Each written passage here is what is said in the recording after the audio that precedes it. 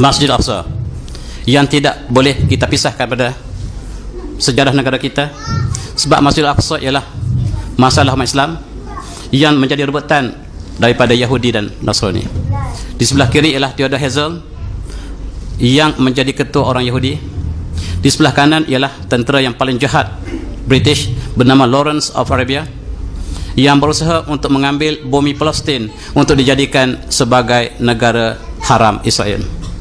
Lalu orang Yahudi ini bertemu dengan sultan yang terakhir, yakni Sultan Abdul Hamid, meminta untuk sewa tanah di Palestin untuk orang Yahudi. Sama seperti Francis Light menulis sejarah bahawa dia membuka Pulau Pinang, sebenarnya dia menyewa tanah daripada Sultan Kedah. Lalu inilah perkara yang sama yang berlaku. Francis Light ialah dihantar oleh Belanda, dihantar oleh utusan yang sama, yakni Yahudi Nasrani. Lalu ditolak oleh Sultan Abdul Hamid bahawa bumi Palestin ialah bukan bumi saya, Palestin ialah bumi umat Islam. Dia tulis surat ini yang cukup menarik untuk kita perhatikan. Dia kata, "Answer Dr. Herzl bittakhas khutwah jadidah fi hadzal mawdu' fa inni la astati' an aqtahalli an shibrin wahidin min ardi Palestin. Ini lastu fahiya lastu milki yamini bal milku ummatul islamiyah. Faqad jahada syambi fi sabilil hard wa warahahu damahu." Ila akhir. Dia kata seperti berikut. Pesan kepada Dr. Herzl bahawa jangan mimpi untuk mendapatkan bumi Palestin. Bumi Palestin ini bukan milik saya, tapi milik umat Islam sepenuhnya. Dan oleh sebab itu, saya tidak akan berikan sejengkal bumi Palestin ini, sebab kami dapat dengan darah, kami pertahankan dengan darah. Sekiranya kamu inginkan bumi ini, maka darah juga perlu ditumpahkan. Itulah jawapan Sultan Abdul Hamid. Sultan yang sangat tegas, dan dia perlu dijatuhkan. Kerajaan Utsmaniyah adalah kerajaan Islam terakhir. Maka tentera Berikat yang dikatakan mereka sedang berperang, sebenarnya mereka sedang merancang untuk menjatuhkan kerajaan Islam yang terbesar, kerajaan Utsmaniyah. Maka British sebelah kiri ini Churchill, di sebelah tengah itu namanya Truman, presiden Amerika, Mussolini daripada Itali, kita lihat Stalin daripada Rusia, dan seluruh tentera-tentera Berikat telah bersatu untuk menghancurkan kerajaan Islamiyah Utsmaniyah. Bagaimana caranya? Maka mereka dapat satu cara. Mereka bertemu dengan orang ini. Ini namanya Gubernur Mekah yang dilantik oleh kerajaan Utsmaniyah, bernama Syarif Hussein, ia ini keturunan Rasulullah. Lalu mereka bertemu dengan orang ini dan mengatakan, apakah Tuan tidak tahu bahawa Khalifah Islam harus berada di tangan Tuan? Sebab Rasulullah bersabda, Khalifah harus berada di tangan Quraisy. Dan Utsmaniyah bukan orang Quraisy, Tuan orang Quraisy. Sekiranya Tuan ingin mengambil kerajaan Utsmaniyah, saya boleh tolong Tuan. Maka cucu Rasulullah ini ataupun zuriat Rasulullah ini bersama dengan Yahudi, bersama dengan British, menentang kerajaan Utsmaniyah, dan kalahlah kerajaan Utsmaniyah buat selama-lamanya. Lalu inilah gambar yang cukup menyayat hati. Raja Utsmaniyah telah dilucutkan oleh muftinya sendiri di atas nasihat Yahudi dan Nasrani. Maka berakhirlah kerajaan ini pada tahun 1924. Mereka ingin menubuhkan kerajaan Yahudi di Palestin, dan apabila mereka minta Yahudi sekali lagi pada Syarif Hussein, Syarif Hussein kata, saya tidak boleh memberikan Palestin sebab Palestin bukan bumi saya. Kalau kamu tidak bagi, kami akan jatuhkan kamu. Itulah nasib bagi pengampu dan mereka yang bekerjasama dengan musuh Islam. Dia dijatuhkan. Dan British dan Yahudi bertemu orang ini. Orang ini ialah ketua Badui. Dia adalah seorang perkasa, tingginya sampai 7 kaki. Tidak siapa yang dapat melawannya. Namanya Abdul Aziz. Dia temu orang ini, apakah Tuan ingin menjadi khalifah umat Islam? Saya telah lama ingin menjadi khalifah. Apakah Tuan sanggup untuk menyerahkan Palestin pada kami untuk dijadikan negara Yahudi? Kalau saya angkat Tuan menjadi khalifah, tak ada masalah. Buat perjanjian. Dia bertulis surat ini. Di atas itu tulisan asalnya, di bawahnya saya tulis dalam bentuk yang baru, modern. Bismillahirrahmanirrahim. Ana Sultan Abdul Aziz bin Abdul Rahman Al-Fasal Al-Saud wa atarfa alfa maratin lisabas Kaukas Mandub Britania al-nuzma la min indi min inta Palestin lil masakin al-yahud lil masakin al-yahud awrihim kama tahru Britania allati la akhruj an ra'yiha hatta tasihhu sa'ah. Saya Sultan Abdul Aziz bin Abdul Rahman, keluarga Saud, dengan ini berikrar dan mengiktiraf 1000 kali pengiktirafan kepada duta British yang bernama Buzz Caucus bahawa saya tidak halangan untuk menyerahkan Palestin kepada Yahudi yang miskin atau yang lainnya, dan saya tidak akan tarik balik penyerahan ini sampai hari kiamat. Itulah sejarah yang belum tertulis. Dan dia dijemputkan mereka oleh Presiden Roosevelt yang berkuasa ketika Perang Dunia Kedua, dan diucapkan katanya, tuanlah sahabat kami yang sebenarnya. Dan apabila jatuh kerajaan Osmaniyah, maka jatuh seluruh negara Islam.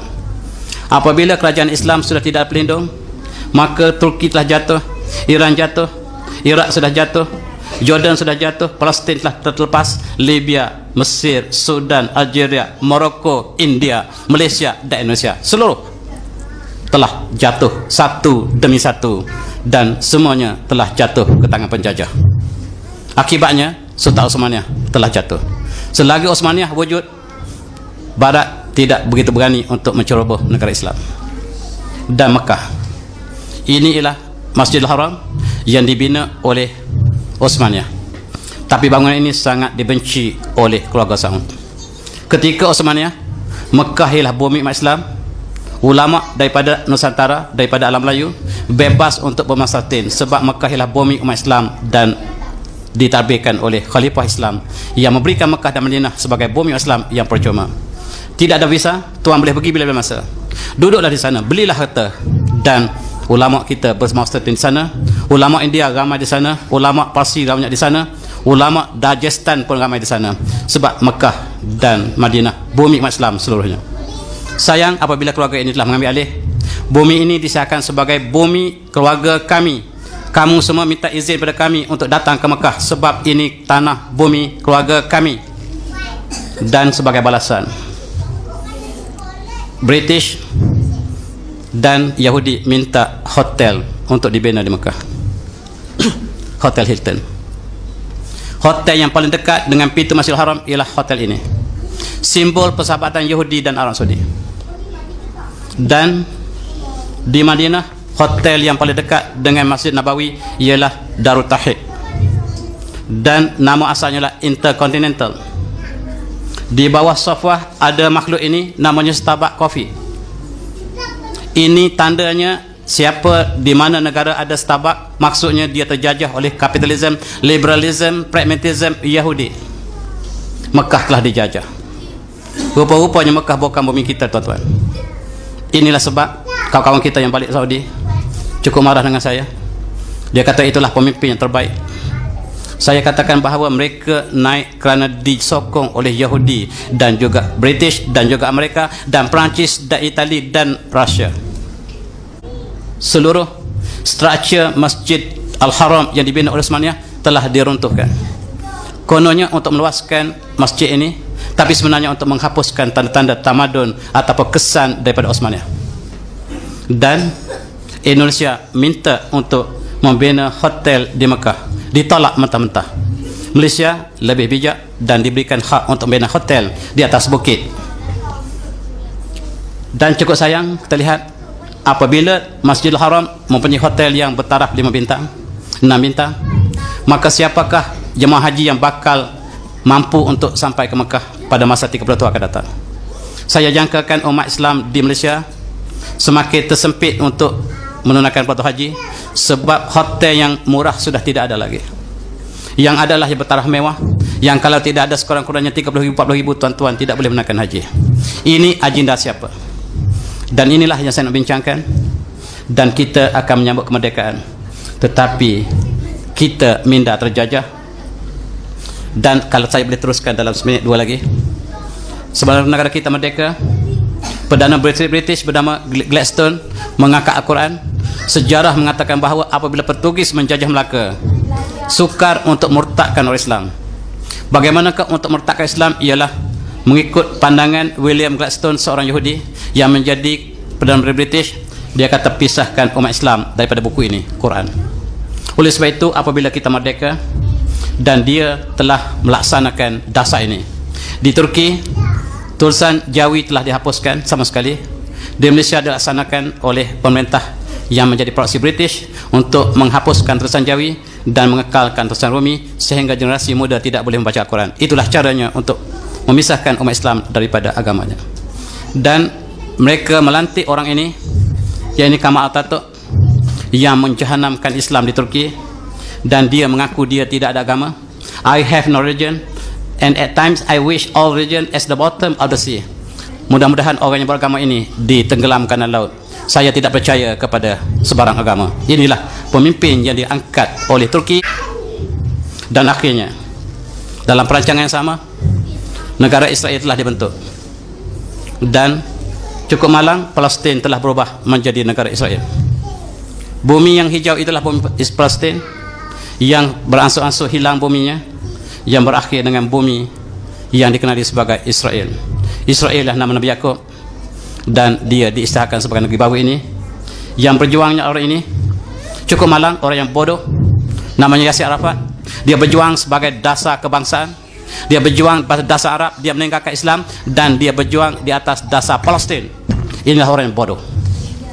Dia bersahabat dengan Palestin, dengan Israel, akhirnya dia dibunuh oleh Yahudi. Tetapi inilah yang ditakuti oleh Yahudi. Mereka yang berjuang kerana jihad, mati kerana jihad, kemenangan di tangan Allah. Tetapi perjuangan adalah urusan kita. Akhirnya Israel selangkah yang terakhir mengisytiharkan Palestin bernama Israel secara resmi tahun ini. Tahun ini mereka isytiharkan bukan lagi Palestin. Tuan-tuan tak boleh panggil Palestin lagi, Israel. Dan bukan itu saja, tuan-tuan.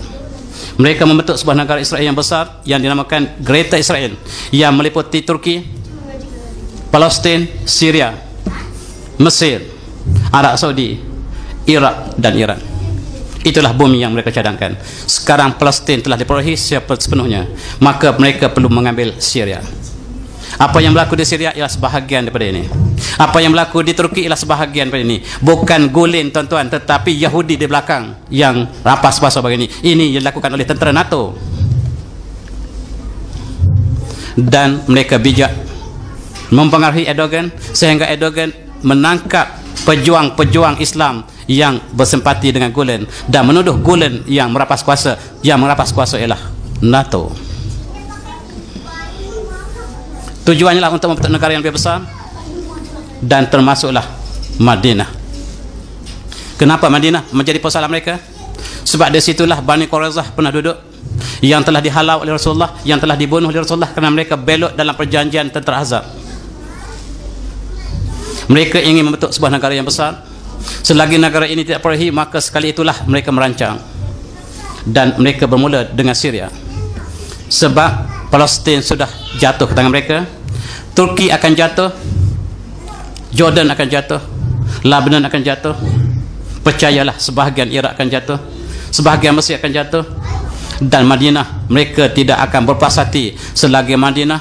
Sebab di situlah Bani Qainuqa, Bani Yahudi mereka.